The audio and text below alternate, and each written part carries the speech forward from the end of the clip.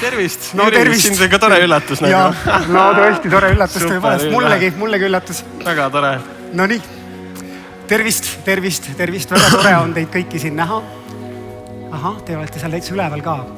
Okei. Arvestame sellega. Sa oled nagu kohtuniku rollis igapäevaselt? Ei ole igapäevaselt. Ei ole. See võtab ainult väikese jupi minu pühapäeva õhtuid, nii et see on väga väike osa tegelikult sellest, mis ma olen või kes ma olen. Võib-olla kõige nähtavam, aga ainult väike.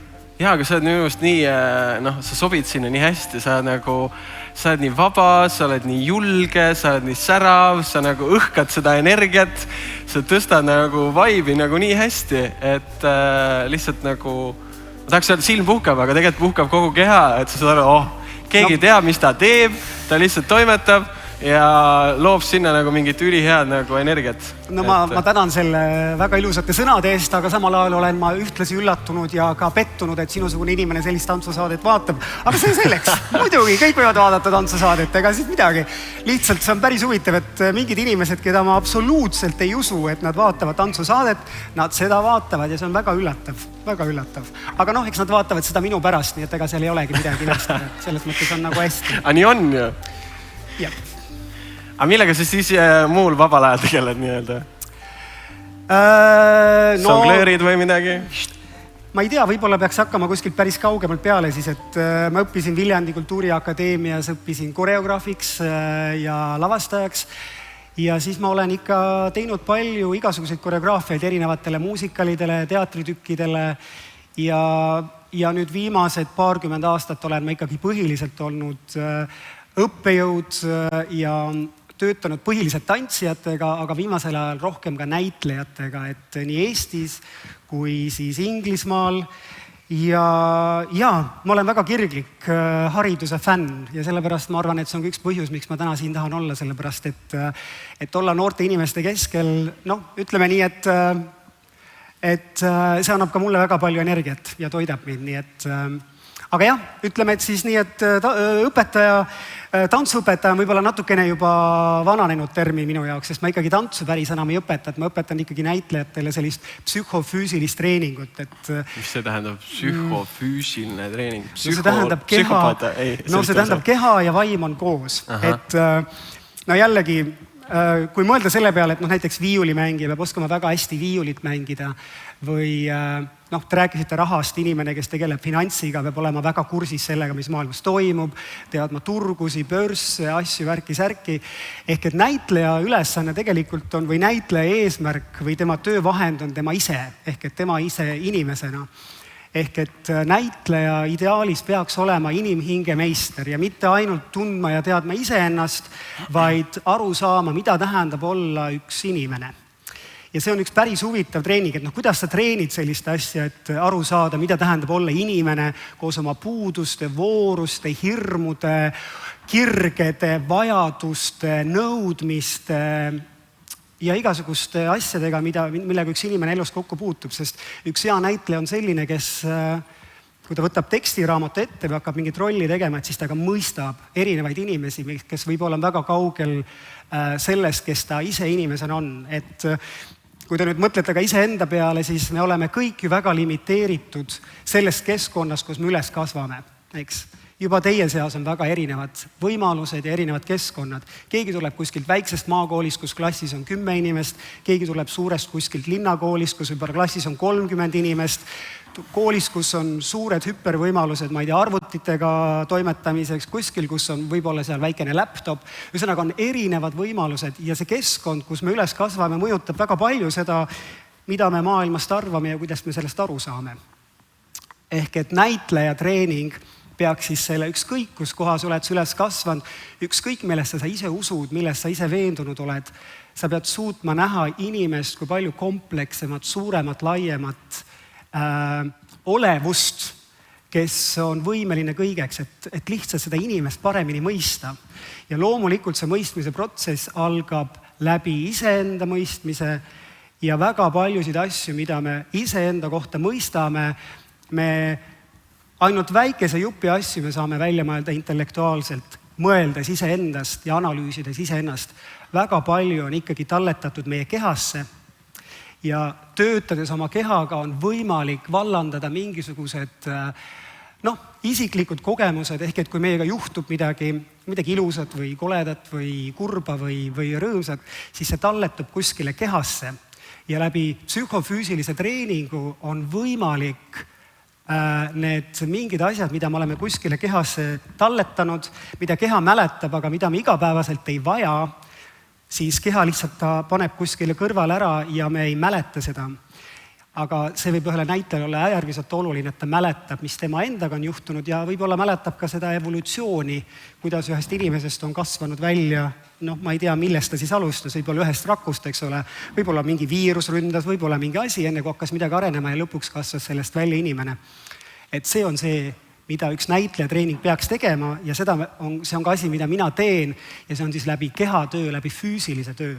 Et näitleja ei istu ja ei mõtle, seda teevad võib-olla filosoofid, aga näitleja peab olema 2 jalaga maas, ta peab liikuma ruumis ringi ja ta peab aru saama, mis tunne on olla mina ise, inimene ja milline on minu suhe mind ümbritseva maailmaga. Et see on võib-olla see, mis on psühhofüüsiline treening, oli vastus küsimusele. Aga kuidas sa ise ennast siis oled tundma õppinud, et selleks, et sa saad ju kedagi õpetada? Öeldakse, et paljud õpetajad on ju tegelikult ise nagu katki või ei ole terved või nii edasi. Aga kuidas sina ise oled siis jõudnud selleni, et sa oskad inimesi sellisel viisil iseennast tundma õppima saada? Tead, see on võib-olla keeruline küsimus, et ma arvan, et ei pea olema, on küll selliseid väiteid, et õpetajaks saavad need, kes kukuvad oma karjääris kuidagi läbi, eks ole, et muidu võiksin ju olla maailmakuulus näitleja ise. Ma tahaks ka olla Brad Pitt, eks ole, järelikult läks midagi tuksi, et minust ei saanud Brad Pitt. Ma käisin lavakunstikooli katsetel näitleja erialale sisse saamiseks, ma ei saanud sisse. Nii, ja siis ma tulin, nad võtnud mind teatrikooli vastu kui tudengid, siis ma ütlesin, et aga oodake, võtta ühel päeval ma tulen. Ja ühel päeval ma tulin ka, aga siis ma tulin ju õppejõuna sinna kooli, nii et tegelikult on selles, kui ma räägin, siis on tegelikult tõetera selles sees. Aga võib-olla ma pean alustama väga kaugelt, ma arvan, et see on kutsumus, sest kui ma olin väga väike, ma arvan, et ma olin 6-aastane, ma läksin 6-aastaselt 0 klassi. Ja ma vist õppisin ära seal esimesed tähed, ma arvan, vist oli kleepisime kuidagi neid sinna vahele. Ja siis minu majas elasid ka veel lapsed, kes olid nooremad kui mina. Ehk et oli siis 5-seid ja 4-seid ka. Ja peale seda, kui ma olin esimesed koolitunnid läbi käinud ja olin ära õppinud ABC, alustasin ma kohe, tegelikult see vist oli ikkagi esimese aasta lõpus, ma ikkagi käisin 0 klassi ära enne, kui ma hakkasin ja avasin oma kooli. Oma majas avasin oma koolis, oli suvekool, kuhu siis pidid tulema kõik need lapsed, kes olid minust nooremad ja lollimad. Ja siis mina õpetasin neile siis neid tähti ja mis oli minu jaoks nagu äärmiselt oluline, oli, et mul on punane pastapliias, et ma saaksin need töid siis ikkagi parandada, eks ole, ja hindeid inimestele panna. Et see oli nagu see kirg, aga see inimeste harimine oli nagu tõesti mul täiesti veres olemas. Ma olen nagu vist kogu aeg tahtnud inimesti õpetada, ise ei oska midagi hästi, aga teisi õpetab küll. Ja see on kuidagi, täpselt, ja see kirg on kuidagi kasvanud ja see on, aga nali naljaks. Jällegi, võib-olla mind mis köidab selle näitlejatreeningu juures võib-olla kõige rohkem ja ütleme, et selle õpetamise juures on see, et sa oled, mina õpetan kõrgkoolides, ülikoolides, ehk et inimesed tulevad peale siis gümnaasiumi lõppu, ehk et nad on teinud oma valiku ära, mis eriala nad õppida tahavad ja siis mul on olla nagu au ja privileeg nende inimeste esimeste sammude juures. Ehk et nad tulevad esimest korda liikumistunde, näiteks lavalise liikumise tundi lavakunstikoolis ja me hakkame rääkima üldse, mis see inimene on, mis see keha on, mida sellega on võimalik teha, mida tähendab olla näitleja, mida tähendab olla sina ise, mida tähendab võtta ise endal maskid maha ja julged olla sina ise. Sest see ei ole teps mitte lihtne. Ma ei tea, võib-olla siin saalis paljud tunnevad, mina väga tunnen ka seda või vähemalt kunagi tundsin seda väga tugevalt. Ehk et see, mis ma olin, oli minu jaoks väga segane ja ma sain aru, et see keskkond, milles ma üles kasvasin, nagu ei mõistnud mind üldse. Ma olin kuidagi väga erinevatel põhjustel, aga olingi lihtsalt väga erinev ja see oli väga keeruline jääda nagu iseendaks.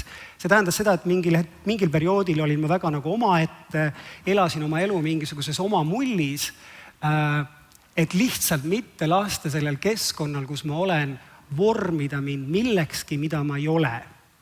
jah, ehk et igaüks tuleb ja ütleb sulle kuskilt, et sa pead olema selline, sa pead mõtlema sellistest asjadest, sa pead hoolitsema selle eest, sa pead mõtlema karjääri peale, sa pead olema finantsiliselt kindlustatud, sa pead olema nutikas, tark, sa pead olema selline, sa pead olema töökas, sa pead olema tubli.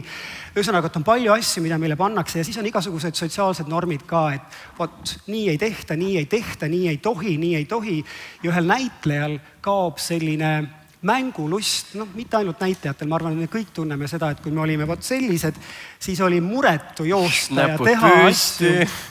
Just. Ja siis mingil hetkel see kuskil hakkab kahanema, sellepärast, et kuskil on mingid normid, kus ei ole okei bussis suure äärega näiteks laulma hakata või Raekoja platsil tundmatul inimesele läheneda ja paluda ta näiteks tantsule, eks ole.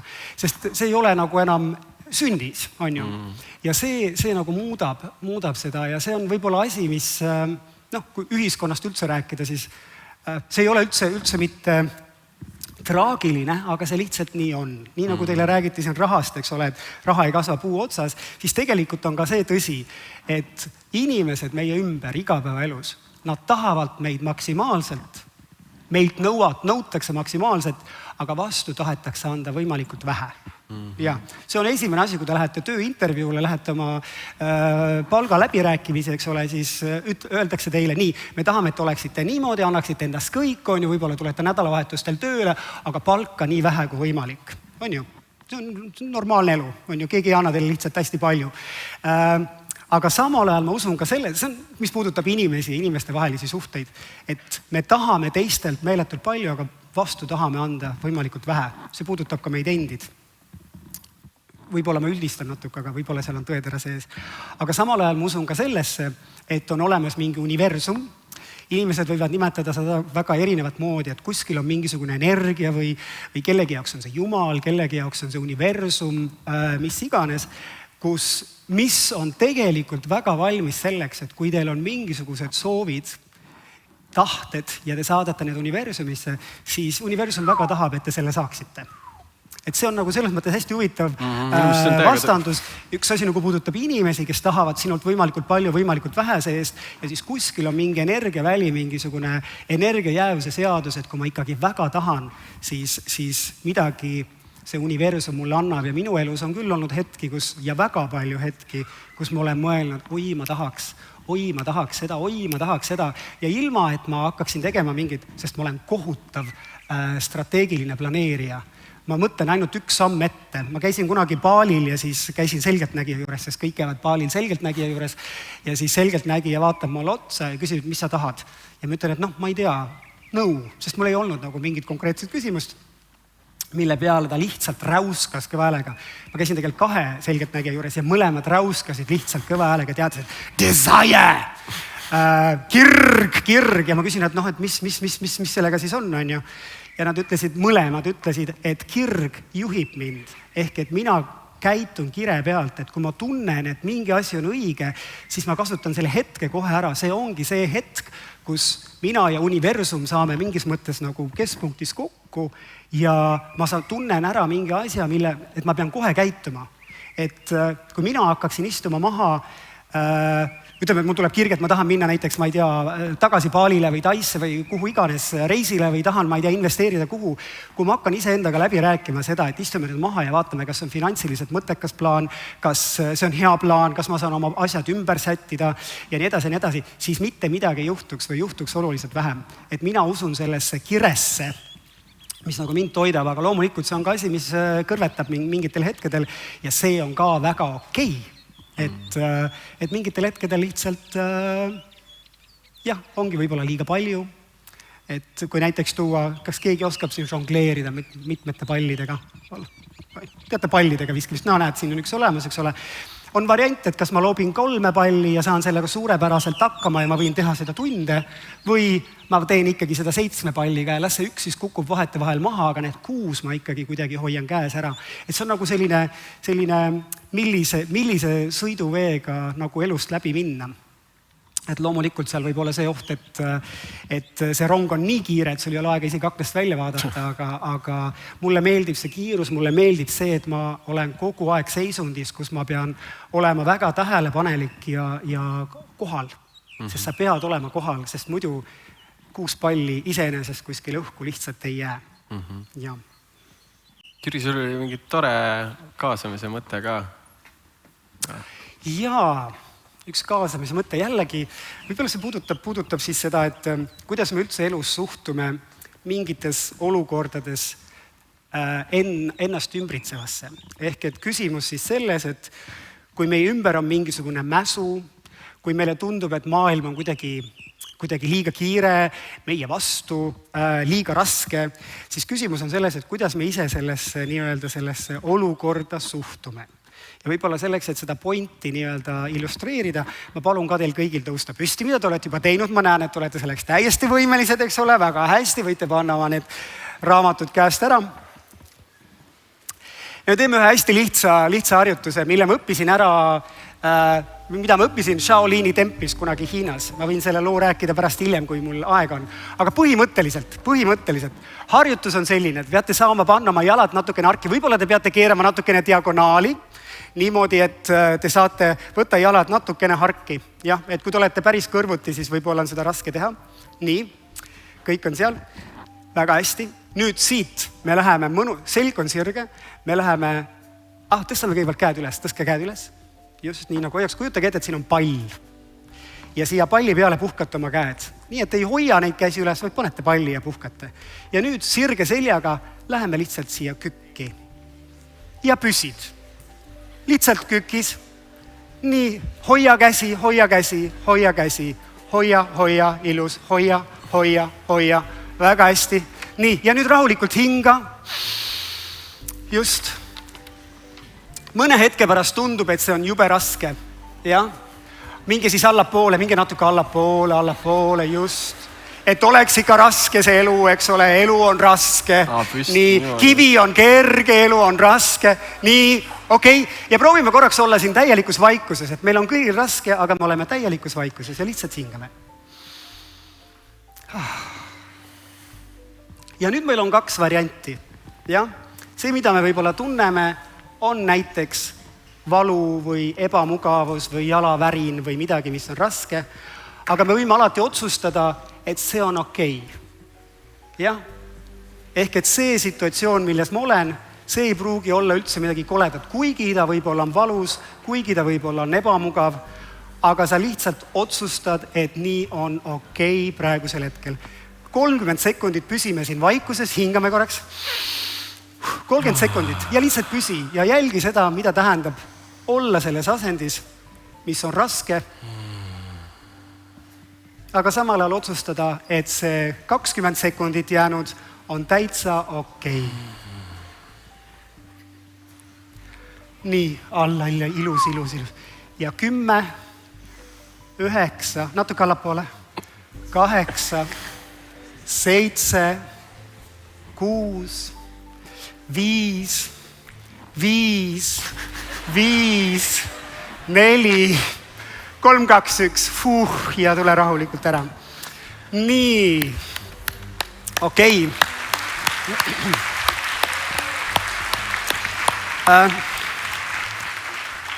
Ehk et ega see ei olegi midagi muud kui lihtsalt ühe väga olulise pointi illustreerimine, et elu viskab meie suunas igasuguseid asju.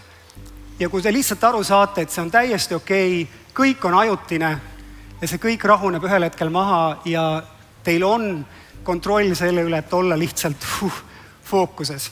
Ma ei tea, kas keegi on lugenud Murakami raamatut jooksmisest. Murakami ütleb see raamatus, ta kirjutab jooksmisest ja siis ta ütleb, et ma ei tea, kas keegi on maratoni jooksnud teist siin. On maratoni jooksjaid siin? On üks. See on raske. See on väga raske. Joosta maratoni on väga raske, väga valus. Ja Murakami ütleb, et valu on vältimatu, aga kannatamine on valik. Et see on võib-olla see, kuhu ma selle pika jutuga tahtsin jõuda. Et tegelikult elus on palju asju, mis tõepoolest, aga kuidas sa nendesse suhtud, kuidas sa nendega, ja kui palju energiat tegelikult annab selles asendis olek, on ju. Jah. võib-olla üks lugu kiiresti veel, kuidas ma üldse Hiinasse sattusin, sest see on jälle üks universumi teema, millesse ma väga usun. Ma olin Los Angeleses ja hakkasin tagasi lendama Londonisse ja teen check-in'i ära ja siis check-in'i proua küsib mu käest, et vabandage härra, et teate, meil on lend üle bookitud, et kas on teiega okei, kui te lendate hoopis homme? Ja ma ütlen, et oi, et ma ei tea ja siis ta vaatab mulle silma, ütleb, et teate, aga tänutäheks selle eest, et te niimoodi homme lendate, me anname teile täiesti tasuta pileti, et te võite lennata Londonis kuhu iganes. Kujutage ette, teile öeldakse, palun, siin on teile tasuta pilet Londonis, lennake kuhu iganes. Mina muidugi, krahman pileti, nad andsid hotelli vautšeri, õhtusöögi vautšeri, torman hotelli, löön maailmakaardi lahti, et kuhu ma siis lendama hakkan, vaatan seda maailmakaarti ja ütlen, mis on üks koht, ma ei oska valida seda ühte kohta, sest neid kohti on ju palju. Järgmisel päeval lähen lennujaama tagasi, koputan prouale õlale, ütlen tervist, kas teil on vaja vabatahtlikke. Proua, issand, kui tore, teate, meil on jälle nii üle bukitud kõik, et palun, siin on teie teine pilet maailmas, kuhu iganes te minna tahate. Lähen tagasi hotelli, löön maailmakaardi lahti, hakkan valima seda 2 kohta, et kuhu ma siis lendan. No ei suuda otsustada, 2 kohta on ikkagi väga raske ja ikkagi üle kohtun, et kuidas ma nüüd valin 2 kohta. Läksin 3. päeval tagasi, koputasin prouale õlale, ütlesin, vabandage proua, et kas teil vabatahtlik on tarvis? Muidugi on tarvis, issand, kui tore, et teie jälle siin olete. Võtsin oma 3. pileti ka, läksin tagasi hotelli ja siis ma sain aru, et universum üritab mulle midagi selgeks teha. Tahab mind kuskile saata. Jah, et ma pean nüüd kuskile minema, aga mis see siis on, kuhu ma siis lähen? Ja seal oli 2 varianti. Ma mõtlesin, ma pean nüüd ikkagi aru saama, et mida universum mulle öelda tahab, mis situatsioon see selline on, et see ei ole nagu lihtsalt lennukipiletid, vaid mulle alati meeldib mõelda, et elus sellised hetked nagu tähendavad midagi. Ja siis ma mõtlesin, et okei, kuhu ma siis lähen? Ma teadsin riike, kuhu ma kindlasti tahan elus minna, kuhu ma ei ole näiteks isegi veel jõudnud, Jaapan, ma tean, et ühel hetkel ma sinna lähen. Ja nii edasi on mingid riigid, kuhu ma väga tahan minna, aga siis ma mõtlesin, et äkki universum tahab mind praegu saata sinna, kuhu ma üldse ei ole mõelnudki, et ma võiks minna. Ja siis ma lõin selle maailmakaardi uuesti lahti ja vaatasin, kuhu minna.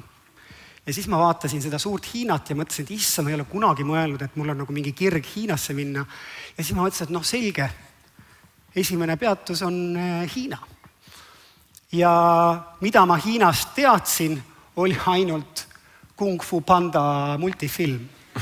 Okei, ma teadsin midagi muud veel, aga see oli nagu üks asi, mis see oli. Ja mõtlesin, nii Hiina, nüüd ma pean ikkagi kuskile minema, et ma pean Hiinas midagi ka tegema, et mulle ei meeldi üldse reisida, et ma lähen lihtsalt puhkama. Ja siis ainuke asi, mida ma teadsin tõesti, oli Kung Fu Panda multikas. Ma uurisin välja, kus Kung Fu'd õpetatakse ja seda õpetatakse või see, kus see sündis, Kung Fu sündis Hiinas Shaolini templis, kus siis mungad treenisid.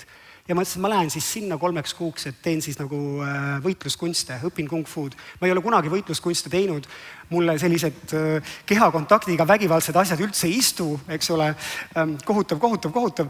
Aga siis ma mõtlesin, et järelikult universum saadab mulle praegu selle väljakutse, mille ma pean vastu võtma. Ja pool aastat hiljem olin ma Hiinas Shaolini templis ja lasin Shaolini munkadel ennast korralikult läbi nüpeldada, sest see oli kohutav kogemus, see oli nii valus, me magasime kõvar põrandal ja see, et keerata ühelt küljelt teisele öösel 3 kuu jooksul oli kogu aeg valus. Ja see oli asi, millega ma pidin silmitsi seisma, mõtlesin, mida elu mulle praegu õpetab sellega. Et ma 3 kuud, ma ei ole kõrge valu taluvusega, et ma õppisin seda valu kuidagi sellega harjuma. Või see aru saama, et elus ei ole kõik alati ilus ja nunnu, vaid on hetki, kus asjad on väga pilla-palla, valusad ja ühesõnaga. Ja siis siin ma nüüd olen, seda ma tahtsin küll. Ja rõõmus ja naeratav, ei ole seda valu on läinud, õppetunnid on käes. Aga sa oled tohutu nagu kirglik õppija, sa oled nii paljudes ülikoolides käinud välismaal, sa kogu aeg täiendad ennast, massaažid, kõik asjad, et see on minu meelest nii inspireeriv, kus üks inimene lihtsalt nagu võtab. Ükskõik kuhu ta läheb, reisile või Eestis, nüüd võttis uue ülikooli, läks TTÜ-sse õppima, kogu aeg arendab ennast. See kirg, et ma ei jäta pidevalt enesearengut pooleli, on väga inspireeriv ja nakatav ja sütitav, et sa oled meile kõigile tõeliseks eeskujuks. Aitäh sulle, Jüri. Kui on abi, miks mitte? Aitäh. Nii, ja siis on üks küsimus veel tulnud Eglelt, millist otsust kahetsed tänaseni? Et kõikidel esinejatel on üks küsimus, millele siis esineja paneb välja ühe toreda auhinnaga. Jaa. Ma mõtlesin selle küsimuse peale.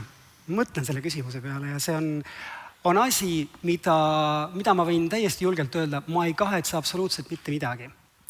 Ja ma ei kahetse seda mitte sellepärast, et ma oleks ainult õiged otsuseid teinud, aga isegi kui need otsused on olnud valed, siis nad on andnud võimaluse mingisuguseks kogemuseks, mis on olnud võib-olla väga oluline sellel teel, kus ma teel olen, sest mis on see õige tee. Nii et selles suhtes ma ei kahetse mitte midagi, aga ma olen sellest palju õppinud. Ma olen palju õppinud, aga ma ei kahetse mitte midagi. Super, aitäh Jürile!